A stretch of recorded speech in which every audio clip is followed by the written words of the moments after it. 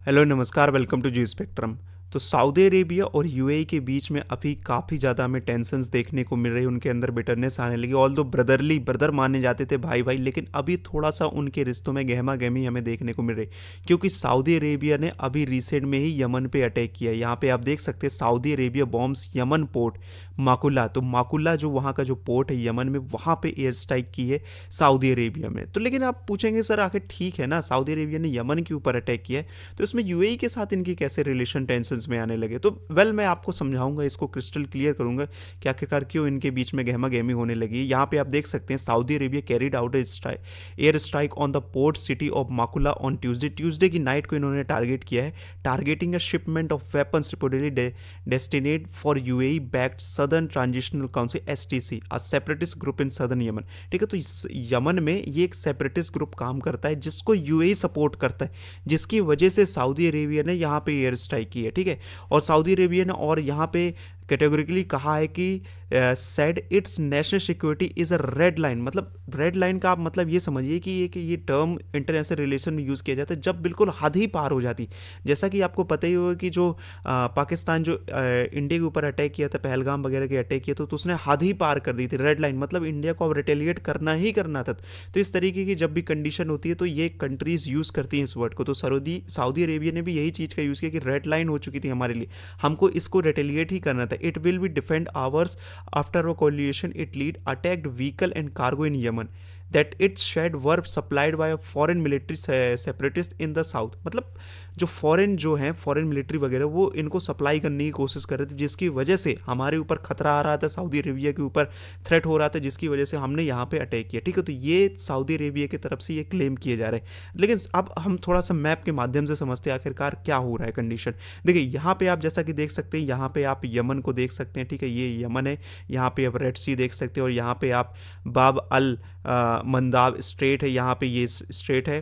ठीक है, बहुत ज़्यादा इंपॉर्टेंट है क्योंकि यहाँ से बहुत ज़्यादा ट्रेड वगैरह होते हैं, ऑयल सप्लाई वगैरह होती है, सऊदी अरेबिया की भी काफ़ी ज़्यादा एक्सपोर्ट्स होते हैं यहाँ से। तो बहुत ज़्यादा इंपॉर्टेंट लोकेशन है यहाँ पे अल मंदाब स्ट्रेट की। और उसके अलावा यहाँ पे आप गल्फ ऑफ एडन देख सकते हैं। तो यहाँ पे आप थोड़ा सा गौर करेंगे तो यहाँ पे आपको देखने को मिलेगा पोर्ट ऑफ मकुला। तो यहीं पे सऊदी अरेबिया ने स्ट्राइक की है। ठीक है, यहीं पोर्ट पे ही, इसी सिटी पे एयर स्ट्राइक की है, ट्यूसडे की नाइट को यहाँ पे की है। ठीक है, ये आप फुल मैप के माध्यम से समझ सकते हैं। देखिए ये यमन आपको देखने को मिल रहा है, ये सऊदी अरेबिया, यहाँ पे आपको यूएई। तो सऊदी अरेबिया क्या कहता है, सऊदी अरेबिया ने की तरफ से जो क्लेम किए गए हैं, और यमन की जो गवर्नमेंट है उसके तरफ से भी, तो कि जो यूएई है यहाँ से ये अपने क्या करता था, शिपमेंट वगैरह भेजता था, वेपन्स वगैरह शिप में भेजता था।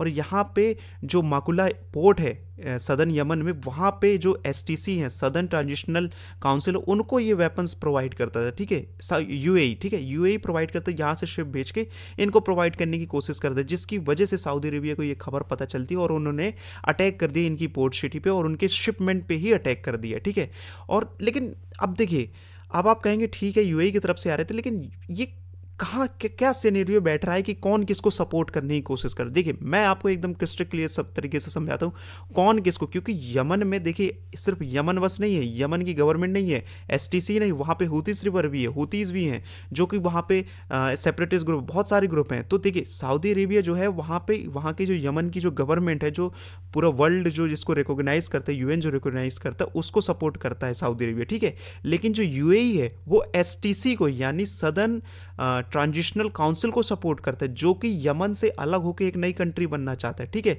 और यहीं पे ही आपको हुतीज मिल जाएंगे, हुतीज रिवर। आपको पता है हुतीज जो है, जो इजराइल वगैरह में अटैक करते, सऊदी अरेबिया के पास ऊपर भी कई बार अटैक किए हैं। तो इसको जो सपोर्ट कर रहा है वो ईरान सपोर्ट कर, देख सकते हैं कितने ज़्यादा इनमें डिवाइड हमें यमन के अंदर ही हमें देखने को मिल रहा है, कितनी सारी कंट्रीज़ के इन्फ्लुएंस हमें देखने को मिल रहे हैं। इस मैप में आप बहुत अच्छे तरीके से समझ जाएंगे। यहाँ पे देख सकते हैं आप, जो ग्रीन पार्ट देख रहे हैं ये हुतीज है, यहाँ पे ये ईरान कंट्रोल करते हैं, इनको ईरान लगभग फंड प्रोवाइड करते हैं, इनको मिलिट्री एड देता है। ठीक है, यहाँ पे ये सपोर्ट करता है, पॉलिटिकल और मिलिट्री हर तरीके से सपोर्ट करने की कोशिश करता है ईरान इस ग्रुप को। ठीक है, यहाँ पे है एसटीसी, सदर्न ट्रांजिशनल काउंसिल, इसको सपोर्ट करता है यूएई, ठीक है, इस ग्रुप को। और ये ग्रुप जो है यमन से अलग होकर एक नया कंट्री बनने की राह पे चल रहा है कि हमको अलग कंट्री बनना है।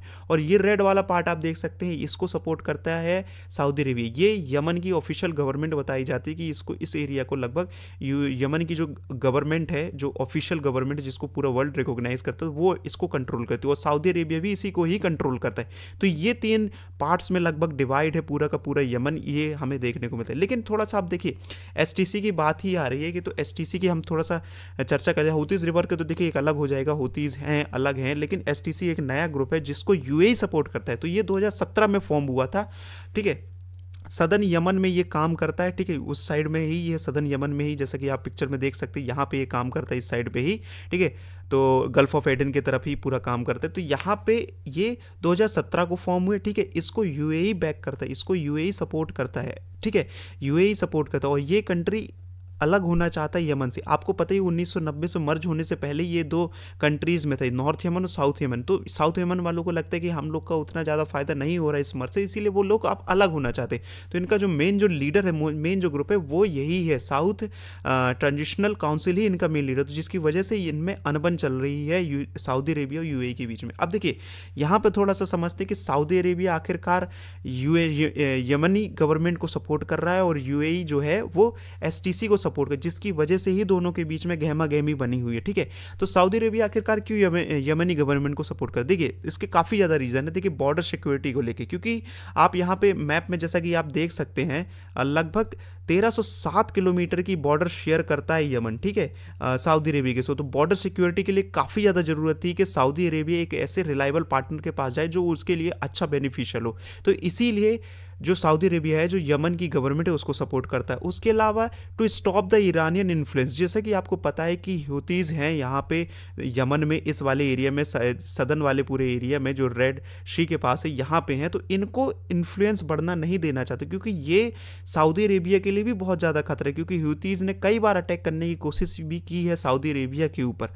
तो उनके लिए भी बहुत बड़ा खतरा होगा कि अगर हूतीज़ फिर से यहाँ पे इन्फ्लुएंस में आ जाते हैं और ईरान का यहाँ पे इन्फ्लुएंस हमें देखने को मिल जाता है, तो सऊदी अरेबिया के लिए बहुत ज़्यादा खतरा हो जाएगा। और उसके अलावा जो सऊदी अरेबिया, वो एक यूनाइटेड यमन चाहता है, ठीक है। अब आपको पता ही हूतीज़ अपना अलग बनाने की कोशिश कर रहे हैं, ठीक है, एसटीसी अपना अलग बना रहे, लेकिन सऊदी अरेबिया चाह रहा है कि यमन जो है पूरा एक यूनाइटेड रहे, पूरा एक यमन कंट्रोल में रहे, ताकि उसका डोमिनेंस वहाँ पे यमन के ऊपर बना रहे। और उसके अलावा ये लोग क्या है, प्रोटेक्ट रेड सी को भी प्रोटेक्ट करना चाहते हैं सऊदी अरेबिया वाले, और ट्रेड रूट्स को। अब आपको पता ही होगा कि जो सऊदी अरेबिया के जो ट्रेड है, यहाँ पे आप देख सकते हैं जो रेड सी है, यहाँ से कई सारे ऑयल टैंकर्स वगैरह सप्लाई एक्सपोर्ट करता है सऊदी अरेबिया, यहाँ के जो रेड सी से होके जाते हैं। और यहाँ पे जो स्ट्रेट पड़ता है जो यमन का, बाब अल मंदाब स्ट्रेट, तो यहाँ से होके जाते हैं काफ़ी ज़्यादा कंट्रीज, इंडिया वगैरह, चाइना वगैरह में इनका जो ऑयल एक्सपोर्ट होता है। तो उनको कहीं ना कहीं हर्ट होगा अगर इस तरीके की इंसर्जेंसी बनी रहती है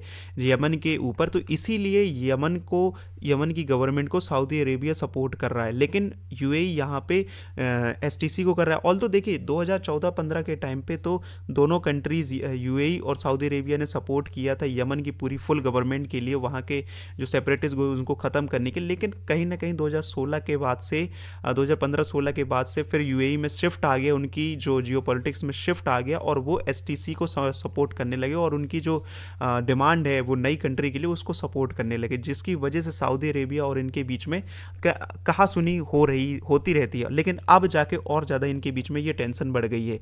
लेकिन अब रिसेंट में क्या हुआ कि यूएई ने क्या है विथड्रॉ कर ली है अपने ट्रूप, जो भी यमन के अंदर इनके जो भी सोल्जर्स वगैरह, तो उनको हटा ली। क्योंकि देखिए सऊदी अरेबिया ने इनको 24 घंटे का अल्टीमेटम दे दिया था कि आप अपने ट्रूप्स को हटा लीजिए, हम एसटीसी को और भी ज़्यादा बॉम्ब करने की कोशिश करेंगे, ठीक है, जिसकी वजह से आप वहाँ से हटा लीजिए। अल्टीमेटम दे दिया था सऊदी अरेबिया ने, जिसकी वजह से आप देखिए सऊदी अरेबिया यूएई के रिश्ते अच्छे हैं, तो जिसकी वजह से रिश्तों के लिए ही उसने यूएई ने विदड्रॉ कर लिया है अभी फ़िलहाल के लिए यमन से। ये खबर कन्फर्म बताई जा रही है। तो देखना होगा, इंटरेस्टिंग होगा कि क्या सच में यमन के ऊपर फिर से कंट्रोल करने की कोशिश करता है यूएई, या फिर एसटीसी को फिर से सपोर्ट प्रोवाइड करता है, वेपन वगैरह प्रोवाइड करता है। तो देखना इंटरेस्टिंग होगा क्या फिर, या फिर सऊदी अरेबिया फिर से उस पर अटैक करता है, या फिर दोनों के बीच में टेंशंस और बढ़ते हमें देखने को मिलेगी सऊदी अरेबिया यूएई की। देखना बहुत ज़्यादा इंटरेस्टिंग, क्योंकि दोनों ही कंट्री इन्फ्लुएंस बहुत ज़्यादा इनकी अरब कंट्रीज़ के बीच में, वर्ल्ड में भी इनका इन्फ्लुएंस काफ़ी ज़्यादा। तो इन दोनों के बीच में अगर टेंशन बनती है तो कहीं ना कहीं रीजन को भी डिस्टर्ब कर सकता है, ऑयल के प्राइसेस को भी डिस्टर्ब कर सकते हैं। देखिए अब क्या होता है इसमें अपडेट,